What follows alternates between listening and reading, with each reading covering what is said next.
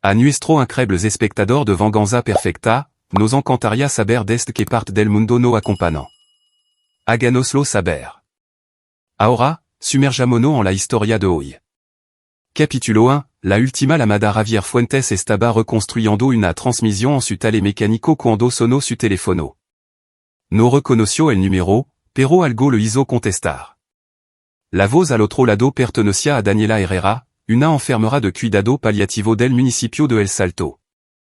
Sir Fuentes, le llamó por Pamela Ramírez. Ha preguntado por usted. Las manos de Javier de Jaron de Movers. Pam. Después de 12 años de silencio, su ex esposa quería verlo. Las palabras de la enfermera le guiaron como a través de un tunnel. Cancer terminal. Semana, quizá dia de vida, preguntando específicamente por él. Colgó y se quedó mirando el blog del motor que tenía delante, sin ver nada. Pam había sido todo su mundo una vez. Se habían casado joven. Él tenía 23, ella 21. 5 años de matrimonio que parecieron toda una vida. Entonces, un día, ella pidió el divorcio, se mudó al rancho de su familia a 2 municipios de distancia y él lo excluyó por completo. Privacidad para sanar, había dicho. Necesito espacio, Javier. No venga al rancho. Prométmelo. Como un tonto, se lo había prometido. Ahora ella se estaba muriendo. Su socio, Mario Elizondo, lo encontró todavía de pie en el mismo lugar una hora después. Mario había sido su amigo desde la preparatoria, una presencia constante durante el divorcio y los años posterior. Parece que has visto un fantasma, dijo Mario. Casi. Javier le explicó la llamada. Mario se apoyó en la mesa de trabajo, con expresión pensativa. ¿Va ayer? No lo sé. ¿Qué sentido tiene? Dejo claro que no quería saber nada de mí. Quizá por eso mismo debería ir. Para cerrar el ciclo, ¿sabe? Averiguar por qué se fue de verdad. Javier se había hecho esa pregunta 1000 veces. Habían peleado como cualquier pareja, pero nada parecía lo suficientemente grave como para tirar por la borda su matrimonio. Ni infidelidad, ni traición que él supiera. Solo Pam volviendo distante y fría hasta que una mañana anunció que se había acabado. No quiso decírmelo entonces, porque iba a decírmelo ahora. Porque se está muriendo, dijo Mario en voz baja. La gente se vio honesta cuando se enfrenta al final. 3 días después, Javier conducía por el conocido campo hacia el municipio de El Salto. El paisaje había cambiado, colina ondulante, rancho disperso, alguien que otro pueblo pequeño. Pero todo se sentía diferente. Ahora tenía 38 años, ya no era el joven desconsolado que había firmado los papeles del divorcio con mano temblorosa. Se había construido una buena vida. Su telemecánico prosperaba. Salía de vez en cuando, aunque nada serio. Había aprendido a estar contento solo. La herida que Pam dejó había cicatrizado, pero volver a verla amenazaba con reabrirla. El centro de cuidado paliativo era una casona estilo victoriano reconvertida con un Porsche que la rodeaba. Daniela lo recibió en el vestíbulo, una mujer de unos 40 años con cara amable que parecía cansada. Le ha estado esperando, dijo Daniela, guiándolo escalera arriba. Sir Fuentes, debo prepararla. El cáncer ha sido agresivo. No se parece a como usted la recuerda. Nada podría haberlo preparado. Pam yacía en la cama, esquelética y gris, su vibrante cabello castano rojizo ahorraralo y sin brillo. Pero su ojo eso penetrante ojo verde se clavaron en él con una intensidad que el dejó helado en la puerta. Javier. Su voz era un susurro ronco. Viniste. Se acercó a la silla junto a su cama, sin saber qué decir. Daniela se disculpó en voz baja y se retiró. No estaba seguro de si lo haría, admitió él. Una sombra de sonrisa cruzó los labios de Pam. Siempre honesto. Me encanta eso de ti. Encantaba. En pasado. No sis cruel. Me estoy muriendo. Para mí le va muerta 12 años, Pam. ¿Qué quiere? Ella cerró los ojos, y por un momento él pensó que se había quedado dormida. Luego habló, con palabra cuidadosa y medida. Necesito que sepa que lo siento todo. Por haber excluido, por el rancho, por. Se interrumpió, tosiendo. Javier espero. Había conducido dos horas para algo más que una disculpa. El rancho et tuyo ahora, continuó Pam. Está en mi testamento. Todo es para ti. La tierra, la casa, todo. No quiero tu rancho. Lo entendra cuando lo veas. E cosa ali, Javier. Cosa que debería habert contado a sano. Su respiración se volvió dificultosa. Pero primero necesito que me prometa algo. Ahí estaba. La verdadera razón por la que había llamado. Prometme que quemará el granero rojo ant de que nadie más vea elo que es dentro, ant que los abogado, ant que nadie. Simplement, quémalo hasta los cimientos. Javier la miró fijamente. ¿Qué en el granero, Pam? La verdad, susurró ella. Y es mejor que arda. Debería haberse marchado, haberla dejado con su secreto y haber vuelto a su vida sencilla y pacífica. Pero Mario tenía razón. Necesitaba cerrar el ciclo. Necesitaba entender por fin porque ella destruyó su matrimonio. No voy a prometer nada, dijo. Pero iré a ver el rancho. El alivió inando el rostro de Pam. Gracias. Y Javier, siento todo esto. Merecía algo mejor de lo que te di. Murió 2 días después. Capítulo 2, la herencia el funeral fut pequeño. Javier se mantuvo apartado del punado de doliente, observándolo reunir alrededor de la timba. Reconoció de inmediato al hermano de Pam, Guillermo Villasenor. Guillermo había ganado peso y perdido pelo, pero su ojo calculador eran los mismos. Nunca le había quedado bien Javier, dejando claro que creía que Pam se había casado por debajo de su clase. La familia Villasenor tenía dinero de antigo, no una gran fortuna, pero si el o suficiente para mantener su orgullo y su rancho. Los padres de Pam habían muerto en un accident de coche cuando ella tenía 19 años, dejándoslo todo a ella y a Guillermo. El rancho había pertenecido a su familia durante 4 generaciones. Después del servicio, Guillermo se acercó a Javier con un abogado a cuesta, un hombre delgado y nervioso llamado Benito González. Supongo que hayas venido a hablar del testamento, dijo Guillermo sin preámbulo. Solo estoy aquí para presentar mi respeto. Que noble. La sonrisa de Guillermo no legó a su ojo. Bueno, déjame ahorrar algo de tiempo. Voy a empuñar el testamento. Ese rancho pertenece a la familia Villasenor, no a un ex-marido que no ha visto a Pam en más de una década. Javier mantuvo una expresión neutra. Resuelvlo en los tribunal. Oh, lo haré. Esa propiedad vale casi 35 millones de pesos. De verdad cree que te dejaré entrar y reclamarla. Benito carraspeó nerviosamente. Sir Villasenor, quizá deberíamos discutir esto. Solo estoy dejando clara mi posición, interrumpió Guillermo. Alejad de ese rancho, Fuentes. No er bienvenido allí. Javier se alejó sin responder. Que Guillermo fanfaroneara. La verdad era que Javier no quería especialmente el rancho. Tenía su propia vida, su propio negocio. Pero las última palabra de Pam lo atormentaban. Quema el granero rojo de que nadie lo vea. ¿Qué estaba escondiendo? La lectura del testamento tuvo lugar 3 días después en la abarrotada oficina de Benito. Guillermo se sentó frente a Javier, irradiando hostilidad. El testamento era claro. Pam se lo había dejado todo a Javier, la casa, la tierra, el equipo agrícola, cuenta bancaria con casi 700.000 pesos y todas las propiedades contenidas en ellos. Esto es absurdo, espetó Guillermo. Claramente no estaba en su sano juicio. El cáncer se le había extendido al cerebro. El testamento fut redactado hace 2 años, interrumpió Benito en voz baja, cuando la será. Ramírez estaba en plena posesión de su facultad. Lo actualizó hace meses en presencia de 2 testigos y de mí mismo. Es irrebatible, Sir Villasenor. Demandaré. Lo atascaré en los tribunal durant años. Está en su derecho, dijo Benito. Pero mientras tanto, el Sir Fuentes es el propietario legal. Después de que Guillermo salira furioso, Benito le entrego a Javier un lavero y un sobre cerrado. Estas son las llaves de la propiedad. El sobre de la SRA. Ramirez. Me el odio con instrucción estricta de que el olera han de visitar el rancho. Javier espero a estar solo en su camioneta para abrir el sobre.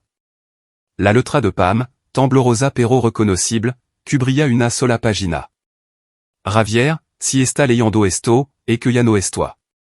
Sé que debes odiarme por haber apartado todo esto sano. No te culpo. Me odio a mí misma por ello. Necesitas saber la verdad sobre por qué me fui. No fui porque de jara de amart. Dio, nunca dejé de hacerlo. Me fui para protegerte de ello que había hecho, de en ello que me había convertido. El granero rojo guarda respuesta, pero también guarda prueba de crimen. Crimen terrible. Guillermo está involucrado. Es peligroso, Javier. Más peligroso de ello que imagina. Te dis que quemará el granero porque si alguien encuentra ello que es dentro, se destruirá en vida, incluida la tuya. La verdad herira a gente que no ello merece. Pero te conozco. No ello quemará sin mirar primero. Necesitará entender. Así que, cuando abra esa puerta, recuerda que es ello que cree necesario. Lo es por nosotros. Por el futuro que deberíamos haber tenido. Siento haber sido una cobarde. Siento no haberlo dicho yo misma. Siento los 12 años de silencio. El granero lo explicará todo. Lo que haga con ese conocimiento depende de ti. Lo siento, Pam. Javier leyó la carta 3 veces. Crimen. Guillermo era peligroso. Prueba que podrían destruir vida. En qué demonio se había metido Pam. Arrancó la camioneta y se dirigió al rancho. Mario se había ofrecido a acompañarlo, pero Javier necesitaba hacer esto solo. El viaje de 2 horas pasó en una nebulosa de pregunta y teoría. El rancho Villasenor se encontraba al final de un largo camino de grava, rodeado de bosques y campos. La casa principal era una construcción colonial de 2 pisos que había visto dia mejor. La pintura se desconchaba de las contraventanas y el porche se hundía ligeramente. Detrás había varia dependencia, un cobertizo para maquinaria, un peu que no establoí, en el extremo más alejado de la propiedad, el granero rojo. Era más grande de ello que Javier recordaba, de madera desgastada pintada de un carmesí desvedo. Las puertas estaban aseguradas con un pesado candado. Javier aparcó cerca de la casa y se sentó un momento, estudiando el granero. El sol del atardecer proyectaba larga sombra sobre los campos descuidados. Nada se movía, salvo el viento en la hierba. Debería llamar a los bomberos, cumplir el deseo de Pam y quemar cualquier secreto que hubiera dentro. Marchar sino volver a mirar atrás. En lugar de eso, se bajó de la camioneta. Las llaves de la casa abriront la puerta principal fácilmente. Dentro, todo estaba congelado en el tiempo. Nuble cubierto de polvo, vieja fotografía en las paredes, una vida abandonada. Encontró papel en el estudio de Pam extracto bancario, registro del rancho, todo ordenado pulcramente. Nada inusual. Las llaves del granero estaban separadas, eran más grande, llave maestra antiquada que pesaban en su mano. Javier cruzó la propiedad mientras caía el crepúsculo. De cerca, el granero era aún más imponente. La madera era sólida a pesar de su edad. Las puertas encajaban perfectamente. Sin ventana. Fura ello que había dentro, Pam había querido que estuviera oculto. Le temblaron ligeramente las manos al introducir la llave en el candado. Giró con una protesta oxidada. El candado cayó. Javier respiró hondo y abrió las puertas. Capítulo 3, lo que yacía debajo lo primero que le golpeó fue el olor, tierra y descomposición, y algo químico. Los ojos de Javier se acostumbraron a la oscuridad, y el que vio hizo que le flaquearan las rodillas. El interior del granero había sido convertido en algo completamente diferente. El piso principal estaba vacío, a excepción de una mesa de trabajo cubierta de herramientas. Pero debajo de una lona en el centro, algo abultaba. Javier se acercó lentamente, con el corazón martillando en el pecho. Retiró la lona. Un coche. Un sedan Honda Azul Cubierto de Polvo. Javier Hello Rodeo lentamente, observando el parachoc de l'antro abolado, el parabrisa agritado. La matricula era visible. Sacco su telefono y la fotografio. Pero no fu eso hello que le hizo diplomars. Al fondo del granero, parcialmente oculta por paca de heno apilada, había una trampilla. Estaba abierta, revelando una escalera que descendiant a la oscuridad. Un débil olor attira y producto químico ascendia desde allí. Javier bajó lentamente, usando la linterna de su teléfono. Las escalera conduciant a un sótano. No, a un bunker. Paredes de hormigón, una única bombilla denuda colgando del techo. Contra una pared había estantería metálica lena de caja. Contra otra, una larga mesa de trabajo con equipo que Javier no reconoció. Y en el centro, un grand congelador. Javier no quería abrirlo. Cada instinto le gritaba que corrira, que quemara ese lugar y no volvira a hablar de hello. Pero tenía que saber. La tapa del congelador se resistió, y Hugo se abrió con una bocanada de air frío. Dentro, envuelto en plástico y escarcha, había un cuerpo. Javier retrocedió tambaleando, con la mente en blanco. Se obligó a mirar de nuevo. El cuerpo era de hombre, de mediana edad, que vestia hello que parecía un traje de negocio bajo el plástico. Los cristal de hielo ocultaban los detalles, pero Javier pudo distinguir un pelo oscuro, una barba. No reconoció el rostro. Javier salió del sótano con las piernas temblorosas. Consiguió lugar afurant de vomitar en la hierba. Cuando pudo volver a respirar, sacó su teléfono. Debería llamar a la policía. Era la escena de un crimen. Un asesinato, probablemente. Pam había estado involucrada en algo terrible, tal como decía su carta. Pero entonces recordó, Guillermo está involucrado. Es peligroso. Javier volvió a entrar, obligándoos a pensar con claridad. Fotografió todo, el coche, la matricula, el sótano, el equipo. No volvió a abrir el congelador. En la mesa de trabajo, encontró una caja de archivo. Dentro había documento, fotografía y un diario. Javier hello levó todo al piso principal y se sentó en un cubo volcado, leyendo a la luz de la linterna. El diario era de Pam. La primera entrada estaba fechada hacia 14 años, justo después de su boda. Guillermo vino a ver muy con una propuesta. Está en problema serio con gente mala, deuda de jugo. Dais que hello mataran si no paga. Necesita 3.600.000 pesos. Le dije que no tengo esa cantidad de dinero. El rancho apenada para cubrir gasto. Dijo que e otra manera. Conoce a alguien que quiere desaparecer, alguien que eu de problema peor que las deuda. Esta persona pagará 2.500.000 pesos para fingir su muerte y empezar de nuevo. Guillermo quiere usar nuestro rancho. Usar mami. Dais que es seguro, que nadie se entrara. Le dije que no. Et una locura. Es ilegal. Pero es mi hermano, mi única familia. ¿Qué se supone que haga? Javier pasó las páginas, con el estómago revuelto. Las entrada de Talaban como Guillermo había convencido a Pam para que hello ayudara. El hombre del congelador, de nombre Fitzgerald, huía de cargo de malversation y quería desaparecer. Guillermo prometió escenificar un accident, fingir la muerte de rey y ayudarlo a empezar una nueva vida.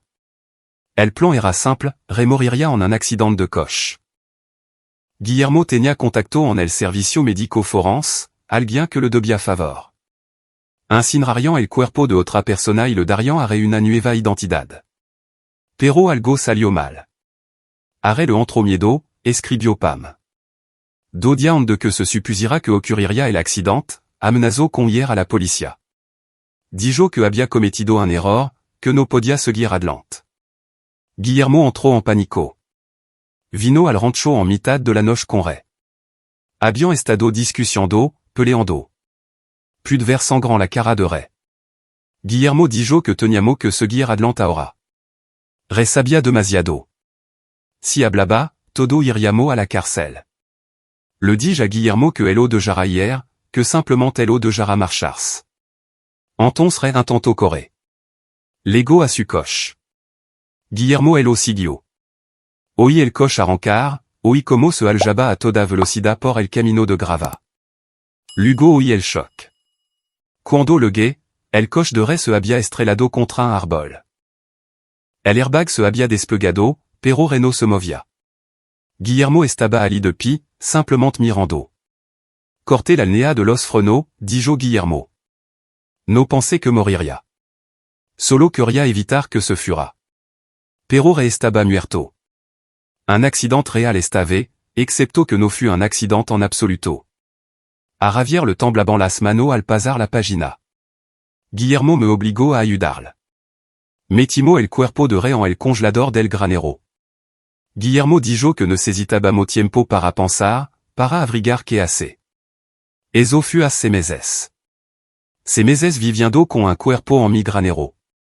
Ces meses con Guillermo diciendo que no podemos ir a la policía, que estamos demasiado metido. Y Ravier. Ravier está empezando a se preguntar. Ha notado que he estado distant, asustada. Quiere ayudar, pero no puedo decírselo. Si él lo sabe, se convierte en complice. Au peor, en un testigo que Guillermo podría que silenciar. Tango que protéger a Ravier. Tango que mantenerlo alejado de esto. La centrada continuaban. Pam había pedido el divorcio para aljar a Ravier. Le había prohibido ir al rancho para evitar que descubriera la verdad. Y durant 12 años, había vivido con la culpa y el miedo. Guillermo se quedó con el dinero de re, escribió as 2 años. Los 2.500.000 pesos. Lo uso para pagar su deuda e invertir en algún negocio. Ahora le va bien, vive en una casa bonita, conduz coche carroes. Me visita a veces para recordarme que soit tan culpable como él. Que si hablo, ambos iremos a la cárcel. El cáncer se está extendiendo. Los médicos dicen que me quedan 1 o 2 años. Bien. No quiero seguir viviendo así. La última entrada estaba fechada ces meses antes de la muerte de Pam. Le dejo el rancho a Ravier en mi testamento. Me reste saber la verdad. Me reste justicia. Guillermo luchará contra elo. Intentara reclamar el rancho por sabelo que en el granero. No puede permitir que se descubra. Pero Ravier es más listo de elo que Guillermo cree. Más fuerte. Si alguien puede arreglar esto, es él. Lo siento, Ravier. Siento todo. Pero por favor, haz que Guillermo pague por elo que hizo. Haz que pague por re. Por los 12 años que perdimos. Por todo. No dejes que gane. Ravier se sentó en el oscuro granero, leyendo el diario 2 veces más. Ray Fitzgerald, un hombre que había querido escapar de su crimen y había muerto por elo. Pam, que había sacrificado su matrimonio para proteger a Ravier. Y Guillermo, que había matado a un hombre, robado su dinero y vivido bien mientras Pam sufría. Pensó en llamar a la policía, pero eso significaría exponer el papel de Pam, destruire la poca dignidad que le quedaba a su memoria. Ray Fitzgerald era un criminal, un malversador que huía de la justicia. La policía podría no investigar muy a fondo su muerte. Y Guillermo. Guillermo contrataría a los mejor abogado, afirmaría que no sabía nada del cuerpo, culparía de todo a Pam, que estaba convenientemente muerta y no podía defenderse. No, la policía no era la solución. Ravier miró el congelador, el coche, las pruebas del crimen de Guillermo. Luego miró el diario en su mano. Pam le había pedido que hiciera pagar a Guillermo. Y pensaba hacer exactamente eso. Capítulo 4, construyendo el caso Ravier no quemó el granero. En lugar de eso, el cerró con cuidado y condujo de vuelta a casa. Durant 3 días, no le contó a nadie lo que había encontrado, ni siquiera a Mario. Necesitaba tiempo para pensar, para planificar. Al cuarto día, regresó al rancho con equipo, un generador, luci una cámara de alta calidad. Fotografió todo metódicamente, el coche, el congelador y su contenido, cada página del diario de Pam, cada documento de la caja de archivo. Subió todo a un almacenamiento en la nube encriptado con múltiples copias de seguridad. Luego empezó a investigar sobre Ray Fitzgerald. El hombre había sido asesor financiero en Guadalajara, reportado como desaparecido hacia 14 años tras malversar 40 millones de pesos de su cliente. El caso se había enfriado. Sin cuerpo, sin pista. La esposa de Rey había cobrado el seguro de vida después de que fuera declarado legalmente muerto 7 años atrás. Javier encontró artículo de prensa, informe policial, todo lo que estaba públicamente disponible. Rey había sido un sinvergüenza. Decena de clientes ancianos despojado de sus ahorros de jubilación. La FGR había estado involucrada. Cuando Rey desapareció, l'agente asumió que había huido del P con el dinero, pero Guillermo lo había matado antes de que pudiera escapar. El dinero malversado presumiblemente seguía escondido en algún lugar, intacto. La investigación de Javier se centró después en Guillermo. Su excunado era dueño de un exitoso concesionario de coches en el municipio de El Salto. Casado con una mujer llamada Brigida Flor, 2 hijos adolescentes, activo en la comunidad, donaba a organización benéfica local. A toda luz, un hombre de negocio respetable. Pero Javier sabía la verdad. Guillermo había construido su vida con el dinero de Rey Fitzgerald, los 2.500.000 pesos que había robado, y había dejado que Pam cargara sola con la culpa y el miedo durante 12 años. La ira que ardía en el pecho de Javier no era caliente. Era fría, calculadora. Había sido mecánico toda su vida, bueno con las manos y mejor con los motores. Pero también era paciente y entendía cómo funcionaban los sistemas, cómo encontrar debilidad y explotarla. Guillermo creía que se había salido con la suya. Javier iba a demostrar que estaba equivocado. Empezó con las finanzas de Guillermo. Los registros públicos mostraban el valor del concesionario, las propiedades, los registros fiscales. Javier cruzó toda la información con la cronología del diario de Pam. Guillermo había iniciado el concesionario hacia 14 años, poco después de la muerte de Rey. La inversión inicial, 2.500.000 pesos. Javier lo documentó todo. Luego visitó el concesionario, haciendo pasar por un cliente. Guillermo estaba allí, agasajando a los clientes con un traje caro. Al principio no reconoció a Javier. No se habían visto en años. Puedo ayudarla a encontrar algo, preguntó Guillermo, con su sonrisa de vendedor firmemente plantada. Solo estoy mirando, dijo Javier. El reconocimiento apareció en los ojos de Guillermo. Su sonrisa se congeló. Fuentes. ¿Qué haces aquí? Pensando en comprar un coche. Esto es un concesionario, ¿no? No jugue. ¿Has venido a regodarte por el del rancho? En realidad, he venido a hacerte una oferta. La expresión de Guillermo se volvió cautelosa. ¿Qué tipo de oferta? Te vendré el rancho. 18 millones de pesos en efectivo. Guillermo se rió, con genuina sorpresa en su rostro. Está de broma. Ese rancho vale el doble. No lo quiero. No necesito el quebradero de cabeza de gestionar una propiedad a 2 municipios de distancia. 18 millones y tuyo. Podemos arreglar esto sin abogado. Javier observó atentamente el rostro de Guillermo. Vio la codicia luchar con la sospecha. Guillermo quería el rancho desesperadamente. Lo necesitaba para mantener enterrado los secretos del granero. Pero, ¿por qué Javier lo ofrecería tan barato? ¿Cuál es el truco? Preguntó Guillermo. No es truco. Solo quiero terminar con esto, con Pam, con los recuerdos, con todo.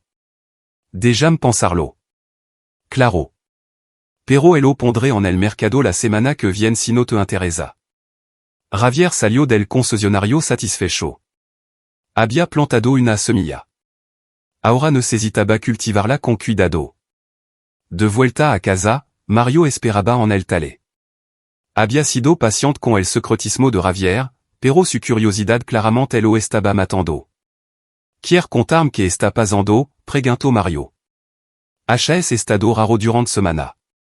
Tiene que ver con el rancho de Pam. Javier consideró a su amigo. Mario era leal, discreto y tenía talento para leer a la gente. Podría ser útil. Si te cuento algo, dijo Javier lentamente, no puedes salir de esta habitación, y puede que no quieras saberlo. Es complicado. Prueba conmigo. Javier se hello conto todo, el granero, el cuerpo, el diario de Pam, el crimen de Guillermo. Cuando terminó, Mario estaba pálido pero sereno. Maldita si, dijo Mario en voz baja. Debería ir a la policía. C'est hello que debería hacer, pero Guillermo se libraría.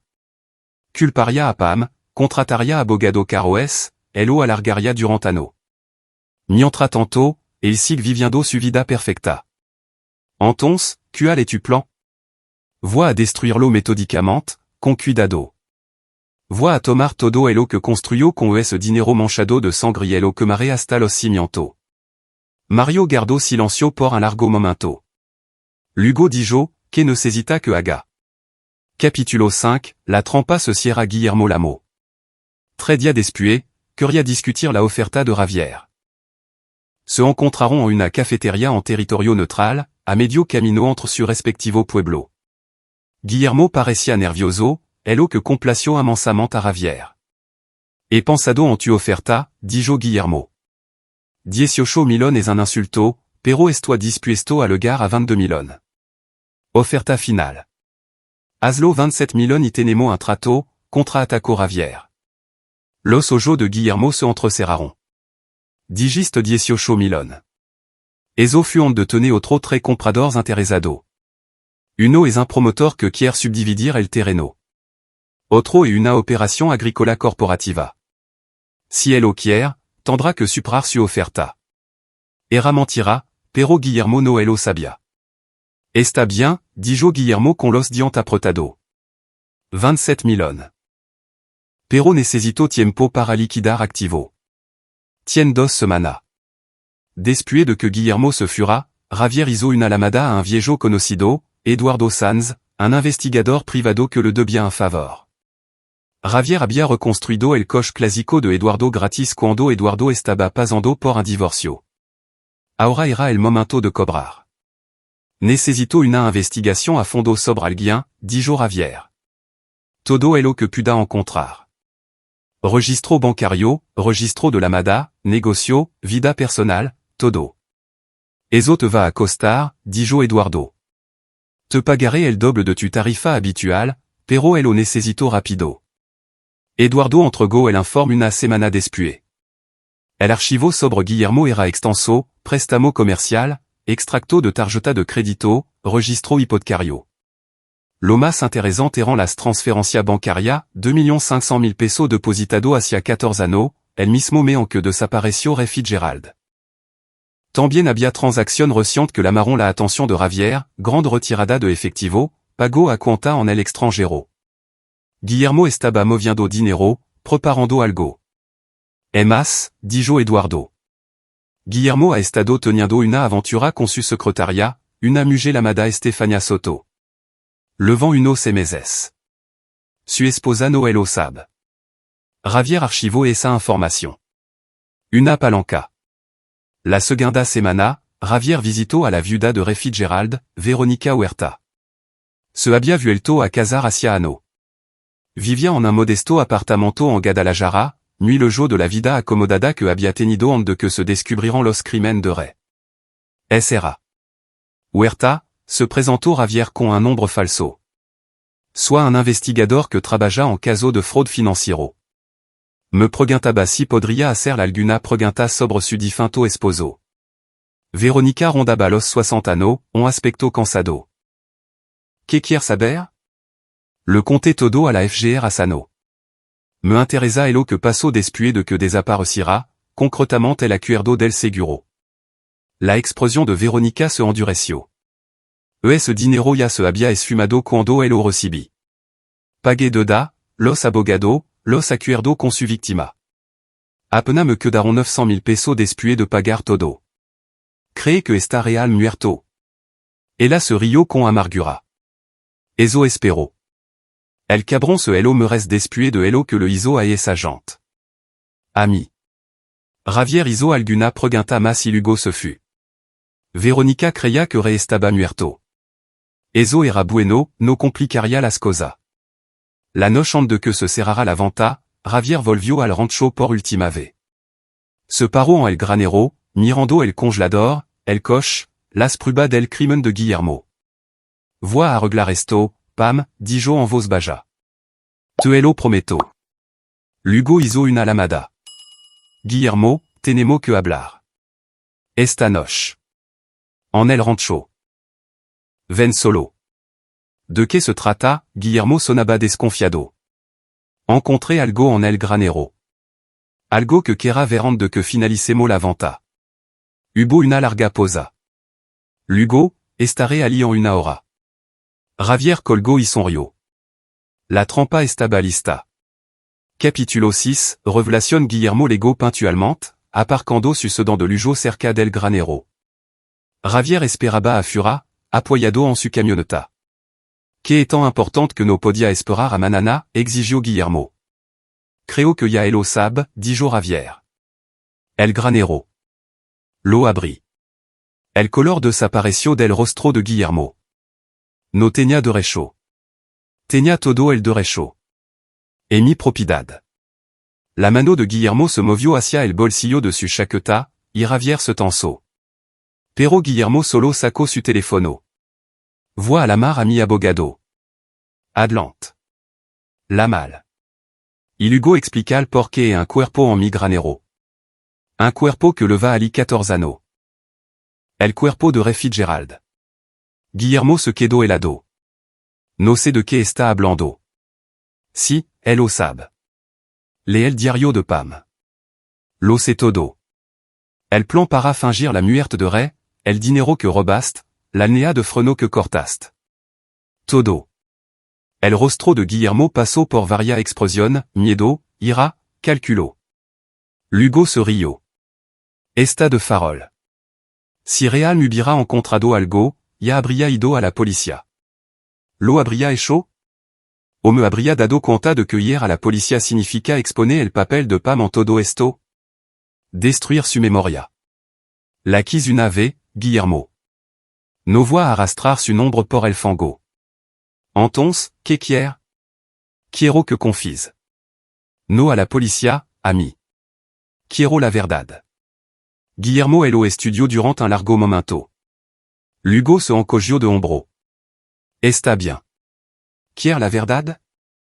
Fitzgerald era un cobarde y un ladrón. Se merecía lo que le pasó. Le hice un favor al mundo. Lo mataste por dinero. Lo maté porque iba a arruinarlo todo. Sabía del plan. Si hubiera hablado, Pamillo habríamos ido a la cárcel. No protegí. Asesinándolo. Fut un accident. La nea de freno solo era para que fuera más despacio, para que entrara en pánico. No pretendia que murira. Salvo que te quedaste con su dinero. Lo usaste para construir tu negocio. Dejaste que Pam sufrira con la culpa mientras tu prosperaba. La expression de Guillermo se volvió fría. Pam tomó su decisión. Pudo haberme delatado en cualquier momento. No lo hizo porque sabía que la arrastraría conmigo. No te delató porque te quería. Porque eras su hermano y estaba tratando de protegerte. Entonces era una tonta. Las manos de Javier se cerraron en puño, pero mantuvo la voz firme. Esto es lo que va a pasar. Manana va a transferir 27 millones de pesos a mi cuenta por el rancho. Lugo va a transferir otro 35 millones a una cuenta que te proporcionaré como compensación por lo que le hiciste pasar a Pam. Guillermo se rió a carcajada. Está loco. No voix a darte 62 millones de pesos. Si, lo hará. Porque si no, iré a la FGR con todo, el cuerpo, el diario, las pruebas.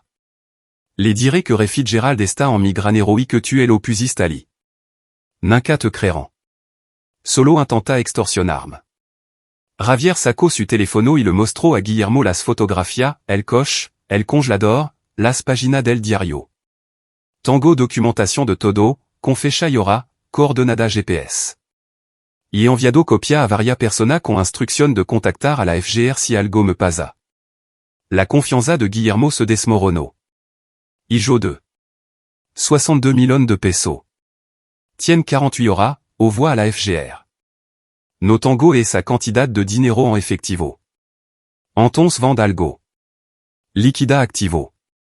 no me importa como el haga. Buscat la vida. El rostro de Guillermo se contrajo de rabia. Esta cometiendo un error, Fuentes. Uno muy grande. Ah, si. Porc dest mi pinto de vista, el que cometió el error fuiste tu. Mataste un hombre. De jaste que tu hermana cargara con la culpa. Construiste tu vida sobre dinero manchado de sangre. Y ahora es el momento de pagar. Guillermo se dio la vuelta y se dirigió furioso hacia su coche. Se detuvo en la puerta. Esto no ha terminado. Si, ha terminado. Solo que on no lo sabe. Después de que Guillermo se marchara, Mario salió de su escondite en el granero. Había estado grabando toda la conversación con un dispositivo de audio de alta calidad. Tango cada palabra, dijo Mario. Menuda confusión. Javier asintió. Bien. La vamos a necesitar. Cree que de verdad pagará. No creo que intentara alguna estupidez. Y cuanto con elo. Al día siguiente, Javier recibió una visita en su tale, Brigida Flor, la esposa de Guillermo. Era una mujer elegante de unos 50 años, con ropa cara y maquillaje cuidado, pero tenía los ojos enrojecidos. Sir Fuentes, ¿puedo hablar con usted? Javier la condujo a su oficina. Brigida se sentó con cuidado, agarrando su bolso. Mi marido llegó a casa anoche muy alterado, dijo. Ha estado haciendo llamada frenética, liquidando inversión. No quiero decir por qué, pero mencionó su nombre. Ah, si. Sir Fuentes, no sois tonta. C'est que Guillermo tiene secreto. Lo cedes da sano. Pero elo que si que esté pasando ahora, es grave, verdad? Javier la consideró con attention. ¿Qué quiere de mí, será? Villa sonore? La verdad. ¿Qué le debe Guillermo? Porque tiene tanto miedo. Javier tomó una decisión. Su marido estuvo involucrado en la muerte de un hombre a 14 años. Un hombre llamado Fitzgerald. Le va encubriéndolo desde entonces. Brigida se quedó muy quieta. Fitzgerald, el malversador de Guadalajara. Usted sabe de él. C'est que Guillermo consiguió dinero a 14 años. Me dijo que era una herencia de un pariente lejano, pero el momento siempre me pareció conveniente. Y luego estaba Pamela. La forma en que cambió después de eso, la forma en que Guillermo la controlaba. Ha estado chantageando a su propia hermana. No explícitamente, pero tenía algo sobre ella. Podía verlo. La forma en que ella lo miraba. Era miedo. Las manos de Brigida temblaban. Pamela. Estuvo involucrada en la muerte de Fitzgerald? Ayudó a encubrirlo. Para proteger a Guillermo. Brigida cerró los ojos. Y ahora usted quiere que Guillermo pague por ello. Si. Bien, dijo en voz baja. Ce ello merece. Por Fitzgerald, por Pamela, por todas las mentiras. Abrió su bolso y sacó una carpeta. Estos son documentos de la caja fuerte de Guillermo. Extracto bancario, contrato, cosa que él creía que yo no conocía. Si le ayudant a destruirlo, use-lo. Javier tomó la carpeta, sorprendido. ¿Por qué haces esto? Porque estoy harta de estar casada con un monstruo. Porque mi hijo merecen algo mejor que un padre que es un asesino. Y porque Pamela merecía algo mejor que sufrir por los crímenes de él. Después de que Brigida se fura, Javier revisó los documentos. Eran exactamente lo que necesitaba, prueba de los negocios financieros de Guillermo, incluida transferencia de cuenta en el extranjero que coincidían perfectamente con el dinero malversado de Fitzgerald. Todas las piezas estaban en su sitio. Capítulo 7, la preparación Javier no esperó 48 horas. Actuó más rápido, sabiendo que Guillermo estaría tramando algo desesperado. A la mañana siguiente, visitó la oficina de la FGR en Guadalajara con todo, el diario de Pam, fotografía del granero, grabación de audio de la confusión de Guillermo, documento financiero de Brigida.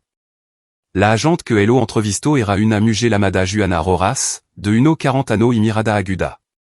Escuchó la historia de Javier sin interrumpir, revisando cada prueba cuidadosamente. Esto et substantial, dijo finalmente. Pero tango que preguntar, porque ahora? Refi Gerald desapareció hace 14 años. Porque presentarse ahora. Porque no elo supasta hace 3 semanas. Mi ex esposa me elo oculto.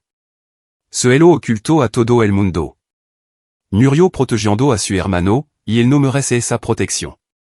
Y el rancho donde se encuentra el cuerpo, et ahora de su propiedad. Si. Le doigt permiso para registrarlo. Deriben el granero si es necesario. Juana hizo varia lamada.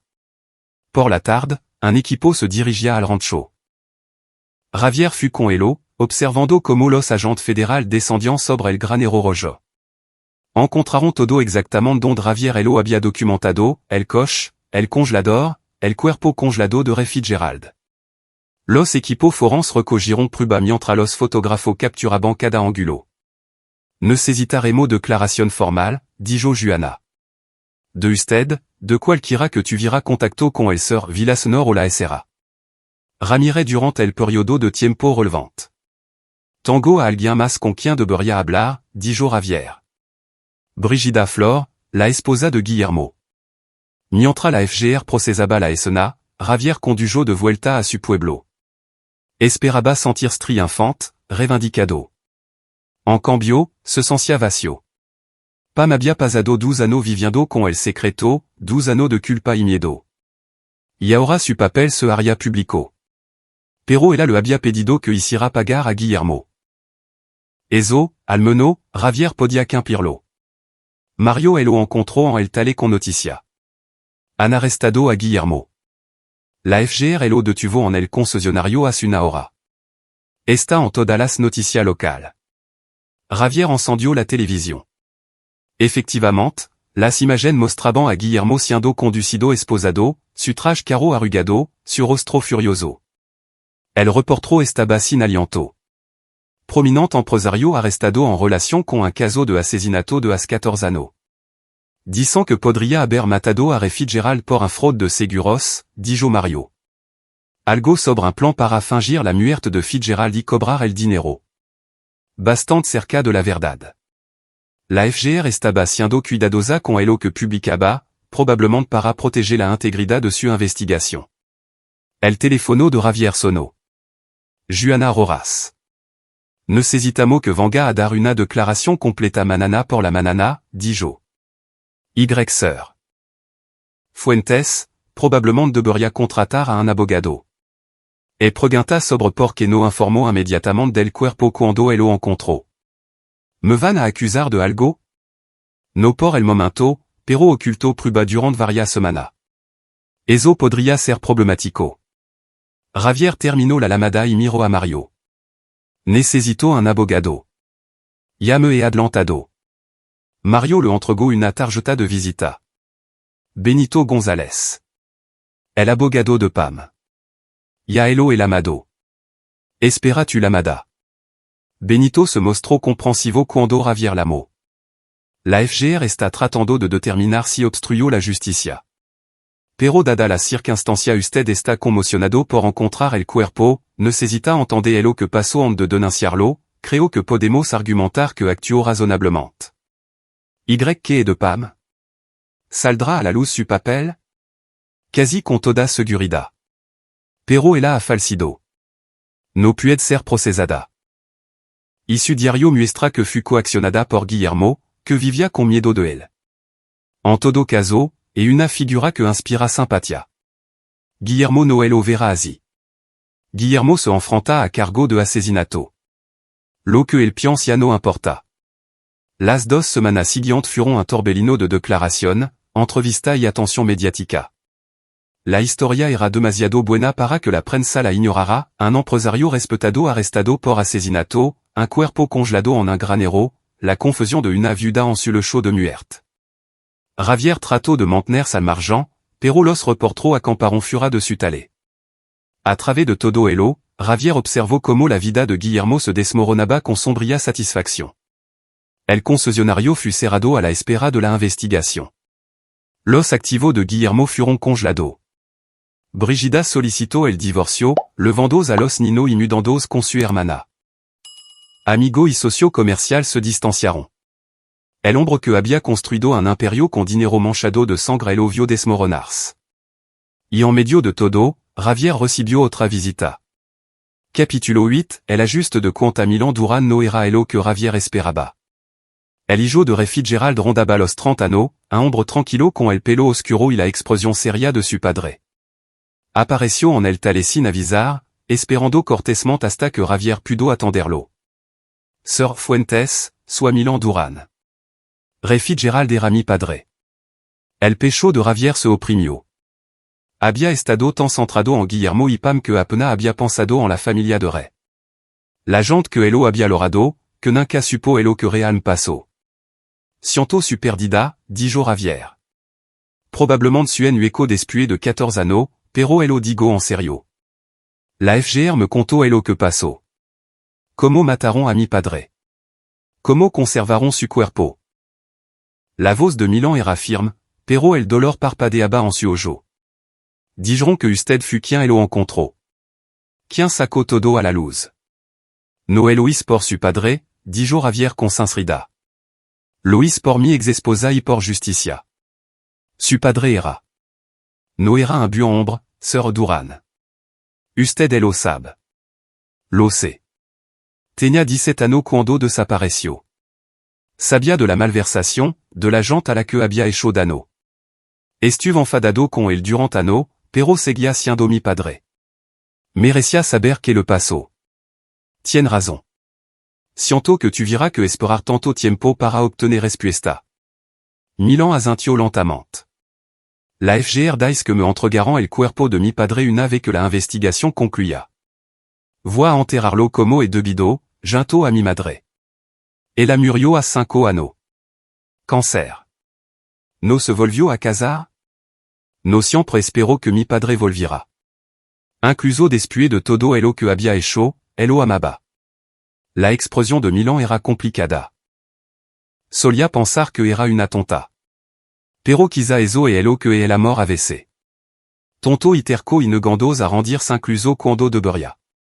Javier pensó en Pam, que elo había alejado para protegerlo, que había sacrificado su matrimonio por su seguridad. Si. Quizá si exactamente eso. Después de que Milan se fura, Javier se sentó en su oficina, mirando a la nada. Había querido justicia. Había querido que Guillermo pagara. Había conseguido ambas cosas. Entonces, ¿por qué seguía sintiendo vacío? El juicio se fijó para dentro de ses meses. Los abogados de Guillermo intentaron todas las tácticas dilatorias imaginables, pero las pruebas eran abrumadoras. El equipo forense confirmó la identidad de Fitzgerald. El diario y las grabaciones de audio establecieron el motivo y la confusión. Los registros financieros de Guillermo mostraban el rastro del dinero sangriento. Benito mantuvo a Javier al día durante todo el proceso. Los abogados de Guillermo intentan argumentar muerte accidental, que no tenía la intención de matar a Fitzgerald. Pero la fiscalía lo acusa de asesinato, además de manipulación de pruebas y fraude. Se enfrenta a una pena de 25 años a cadena perpetua. ¿Qué es de Pam? ¿Qué dicen de su papel? La FGR la ha clasificado como complice renuante que fut coaccionada por su hermano. Obviamente no enfrentará cargo, pero su patrimonio podría ser responsable de demandas civiles de las víctimas de Fitzgerald. Javier se lo esperaba. Use el dinero de la venta del rancho para saldar cualquier reclamación. Lo que sobre, donó a organización que ayudan a víctimas de fraude. Benito asintió con aprobación. Eso es generoso. No es generosidad. Es dinero de culpa. No quiero nada de eso. 3 semanas antes del juicio, Javier recibió una carta de Guillermo. Estaba fechada en el penal estatal donde estaba detenido sin fianza. Fuentes, debes sentirte muy orgulloso de ti mismo. El héros justiciero, consiguiendo justicia para tu amada ex-esposa. ¿Sabía que me l'amó la semana antes de morir? Me suplicó que te dejara en paz. Dijo que eras inocente, que no merecía ser arrastrado a nuestro lío. Le dije que elo pensaría. Luego murió y te elo dejó todo. Y no pudiste evitarlo. Tenía que ser el héros. Pero esto et elo que no sab. Pam nunca dejo de amart. Nunca dejo de arrepentirs del divorcio. Solia l'horar y hablar de la vida que debería haber tenido junto. Era patético. Quier saber que pasó real mas 14 años. Pam me lamo esa noche, histérica. Fitzgerald se había dado cuenta de que ella tenía duda. Amenazó con revelarlo todo amenó que ella lo ayudara a robar más dinero. Pam no sabía que hace, así que me llamó. Fui a ayudar a mi hermana. Hice lo que tenía que hacer para protegerla. Ici, cogí el dinero de re. ¿Sab por qué? Porque me lo había ganado. Había salvado a Pam de ir a la cárcel. Arreglé su desastre. Así que adelante. Enviam a la cárcel. Destruí mi vida. Pero recuerda, no era el héroe de esta historia. Solo era un ex-marido amargado que no pudo superarlo. Guillermo Javier leyó la carta 3 veces y luego la quemó. Las mentira de Guillermo no importaban. La verdad estaba en el diario de Pam, en las pruebas, en los hechos. Pero la carta si reveló algo útil. Guillermo todavía intentaba controlar la narrativa, todavía intentaba culpar a todo menos a sí mismo. Javier tomó una decisión. Capítulo 9, el capítulo final el juicio duró 3 semanas. Javier asistió todos los días, sentado en la galería, observando a Guillermo retorcerse. La fiscalía construyó su caso metódicamente, el diario, la grabación de la confusión, las pruebas financieras, el propio cuerpo. La defensa de Guillermo era débil. Su abogado argumentaron que la muerte de Re fut accidentale, que Guillermo entró en pánico y tomó mala decisión. Intentaron pintar a Pam como la verdaderamente maestra, afirmando que había manipulado a su hermano. El jurado no se lo tragó. El último día, Javier subió al estrado. Testificó sobre el hallazgo del granero, la lectura del diario de Pam y la confrontación con Guillermo. Mantuvo la voz firme, los hechos claro. Cuando el abogado de Guillermo lo contrainterrogó, las preguntas fueron predecibles. No es cierto que odiaba al Sr. Villasenor, que quería venganza por su matrimonio fallido. Quería justicia, dijo Javier con calma. Por Pam, por Re Fitzgerald y su familia, por todo a los que Guillermo hizo daño. No es conveniente que el único testigo de la supuesta confusión del Sr. Villasenor si usted? Que su esposa perdón, ex esposa se lo dejará todo en su testamento. No es conveniente. Es trágico. Pam pasó 12 años sufriendo por lo que Guillermo hizo. Murió cargando con su secreto. No es nada conveniente en todo esto. El jurado deliberó durante 4 horas. Cuando regresaron, Javier contuvo la respiración. Culpable de todos los cargos. El rostro de Guillermo se puso ceniciento. Su abogado comenzó a hablar inmediatamente de apelación, pero Javier sabía que todo había terminado. Las pruebas eran demasiado sólidas, el jurado demasiado convencido. En la sentencia, 2 meses después, el juez le dio a Guillermo de 30 años a cadena perpetua. Podría optar a la libertad condicional a los 65. Pero con su historial y la gravedad de su crimen, la libertad condicional era improbable. Mientras los agentes se levaban a Guillermo, él miró directamente a Javier. Ya no había ira, solo derrota.